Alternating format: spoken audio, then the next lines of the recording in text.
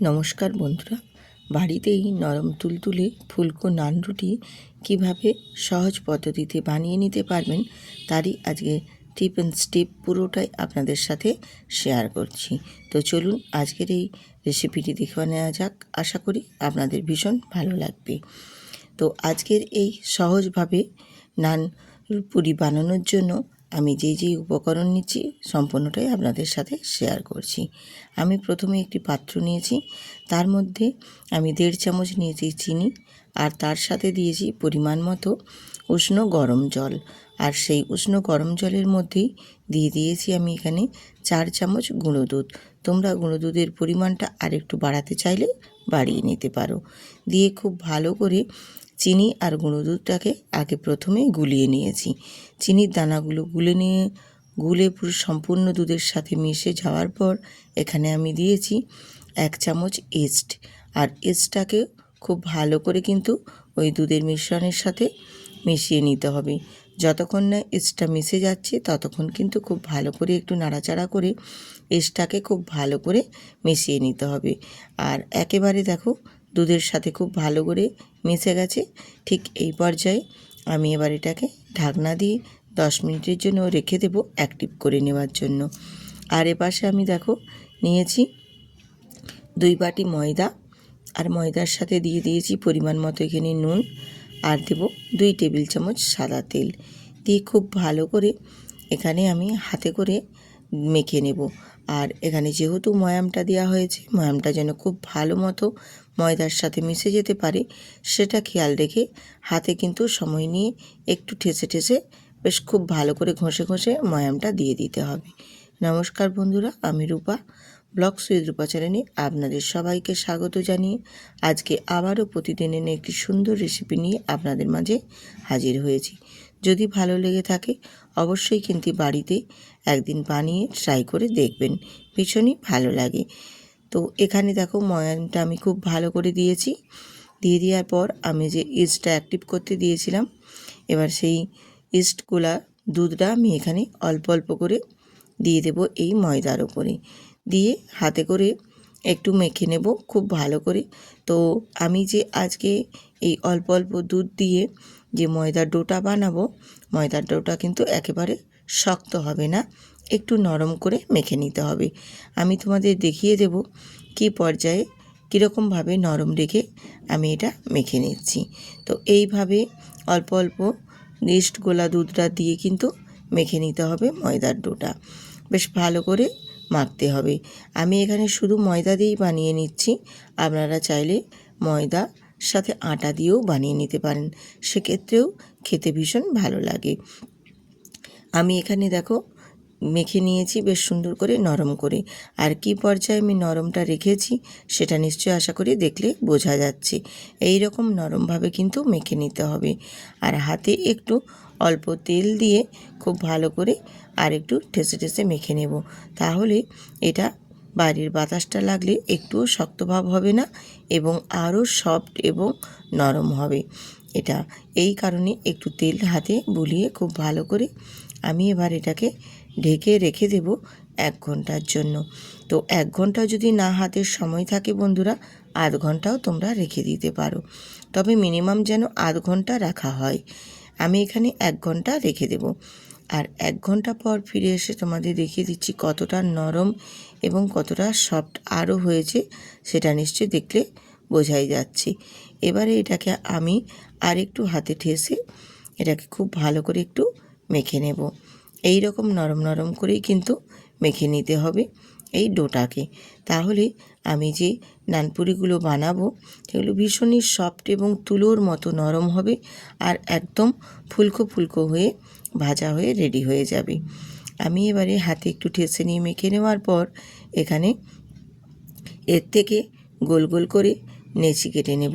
তো আমি এখানে রুটিরই মতো আকারে নেচি কেটে নিচ্ছি, বা তোমরা রুটির থেকে একটু ছোটও কেটে নিতে পারো, কোনো অসুবিধে নেই। তো আমি বাড়িতে যেরকম রুটি বানাই সেই রকম টাইপেরই আমি রুটির মতোই আকারে নেচিগুলোকে বানিয়ে নিচ্ছি। তারপর আমি প্রত্যেকটা নেচিকে হাতের তালুতে গোল গোল করে ঘুরিয়ে একদম সুন্দর গোল করে শেপ দিয়ে তারপর আপনাদের দেখিয়ে দিচ্ছি। এই রকমভাবে বাড়িতেই যদি সহজভাবে নানপুরি বানিয়ে নিতে পারেন, ভীষণই সহজ এবং খেতেও কিন্তু অসাধারণ। সবাই বাড়িতে কিন্তু পছন্দ করবে এবং পছন্দ করেও খেতে চাইবে। যেখানে একটার জায়গায় দেখবে 2-3টে খাওয়া হয়ে যাবে বাড়িতে বানালে এই রকম সুন্দরভাবে। যারা বাজার থেকে কিনে এনে বাড়িতে খান, তাদের আর বাজার থেকে কিনে আনার প্রয়োজন পড়বে না। খুবই সহজভাবেই বাড়িতেই বানিয়ে নিতে পারবেন এই রকম সুন্দর ফুলকো ফুলকো নান রুটি। খেতেও যেমন সুন্দর লাগবে, আর বানানো যে খুব একটা সহজ তাও নয়। খুব সুন্দরভাবে সহজ পদ্ধতিতে আমি আজকে আপনাদের দেখিয়ে দিলাম বানানোর প্রসেসটা। আমি একটা বেলে রেডি করে নিয়েছি, আমি তারপর আবারও আরেকটা বেলে রেডি করে আপনাদের দেখিয়ে দিচ্ছি। ঠিক এই রকমভাবে গোল গোল করে, খুব মোটাও হবে না আবার খুব পাতলাও হবে না, সেই রকমভাবে দেখে বেলে নিতে হবে। তো আমি দুটো বেলে নিয়ে তারপর আপনাদের দেখিয়ে দিচ্ছি।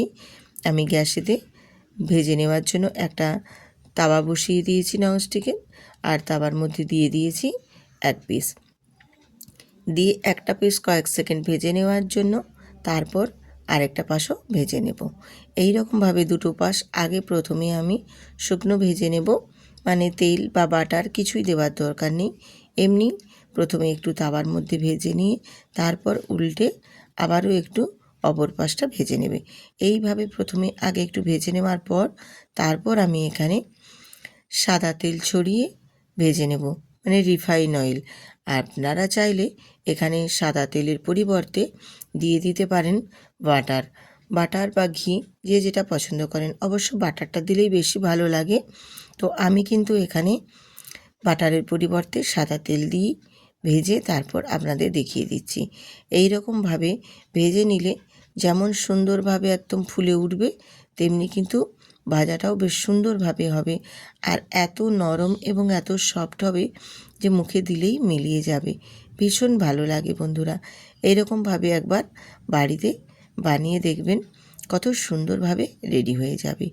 আমি আপনাদের আরেকটাও ভেজে দেখিয়ে দিচ্ছি, ঠিক একই প্রসেসে একই রকমভাবে, যে প্রত্যেকটাই কিন্তু বেশ ফুলে সুন্দরভাবে একদম ভাজা হয়ে রেডি হবে, আর খেতেও অসাধারণ লাগবে।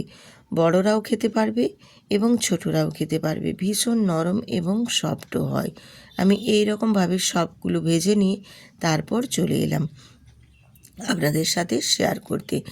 আর এই নানপুরিগুলো কতটা সুন্দর হয়েছে এবং কতটা নরম হয়েছে সেটা আশা করি দেখলেই বোঝা যাচ্ছে। তাছাড়াও আমি আপনাদের দেখিয়ে দিচ্ছি হাতের মধ্যে একটা নিয়ে কতটা সফট এবং কতটা নরম হয়েছে। এইভাবে বাড়িতে সহজভাবে বানিয়ে নিতে পারেন, ভীষণই সুন্দর। আর বানানো যে খুব কঠিন সেটাও না, ভীষণ সুন্দর, যে কেউ একবারই দেখলে বানিয়ে নিতে পারবেন। যদি এই রকমভাবে এই বাড়িতে বানিয়ে নিতে চান এত সুন্দর নানপুরি, তাহলে বন্ধুরা আজকের আমার এই ভিডিওটি পুরো সম্পূর্ণ ফলো করে দেখবেন। আর যদি ভালো লেগে থাকে অবশ্যই কিন্তু বন্ধুদের সাথে শেয়ার করতে ভুলবেন না, আর ভিডিওটিতে লাইক দিতেও ভুলবেন না। যেসব নতুন নতুন বন্ধুরা আজকে আমার ভিডিওটিতে ভিজিট করেছেন অবশ্যই কিন্তু পাশে থাকবেন সাবস্ক্রাইব করে। যদি আজকের ভিডিও ভালো লেগে থাকে তাহলে অবশ্যই কিন্তু সঙ্গে জুড়ে থাকবেন বন্ধুর সাথে, আর কমেন্ট করে জানিয়ে দেবেন আজকের এই সুন্দর নানপুরির রেসিপিটি আপনাদের কেমন লেগেছে। তাহলে বন্ধুরা আজকে এখানেই শেষ করছি। আবারও দেখা হবে পরবর্তী আরেকটি সুন্দর নতুন রেসিপির সাথে আপনাদের সঙ্গে।